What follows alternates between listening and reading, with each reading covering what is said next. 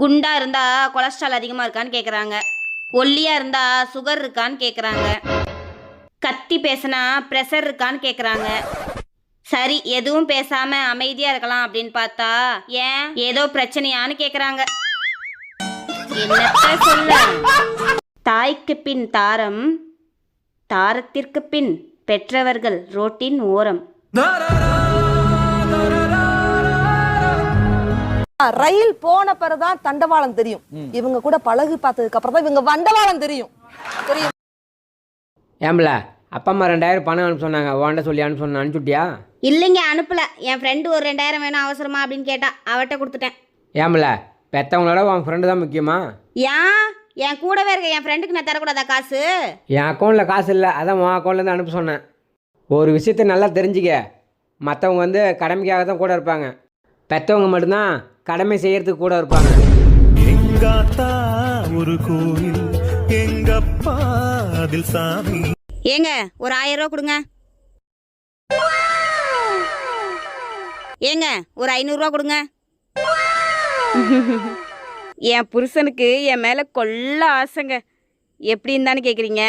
நான் கேட்கும் போதெல்லாம் 1000 500ன்னு அள்ளி கொடுப்பாரு. எதுக்குன்னு தானே கேட்குறீங்க? லோன் கட்ட தான். ஏங்க இந்த குரு பயிற்சிக்கும் சனி பயிற்சிக்கும் என்ன வித்தியாசம்? நீ உங்கள் அம்மா வீட்டுக்கு போனீன்னா அது சனி பயிற்சி. நீ உங்கள் அம்மா வீட்டிலேருந்து வரும்போது உன் தங்கச்சியும் சேர்த்து கூட்டிகிட்டு வந்தீங்கன்னா அது குரு பயிற்சி.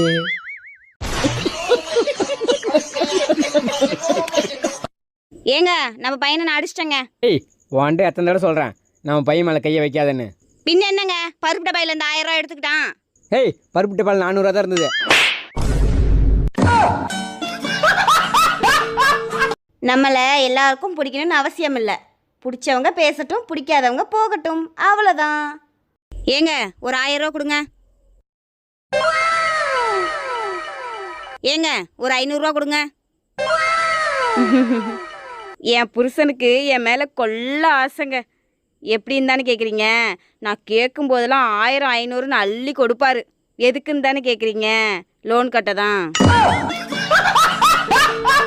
வறுமையில் இருக்கும்போது வாங்கன்னு கூப்பிடாத உறவையும், நல்லா வாழும்போது வரவேற்கிற உறவையும் உங்கள் வாசலோட முடிச்சுக்கோங்க. இந்தாங்க போய் வாங்கிட்டு வாங்க.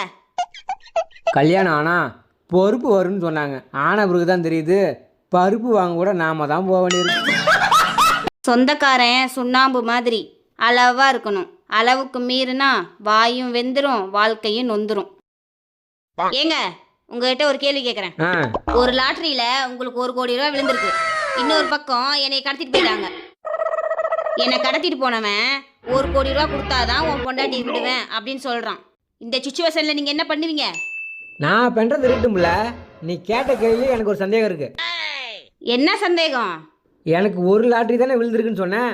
ஆனால் எனக்கு இங்கே 2 லாட்ரி விழுந்திருக்க. 2 லாட்டரியா? ஒரு லாட்டரியில 1 கோடி ரூபா விழுந்திருக்கு. இன்னொரு பக்கம் என்னை கடத்தி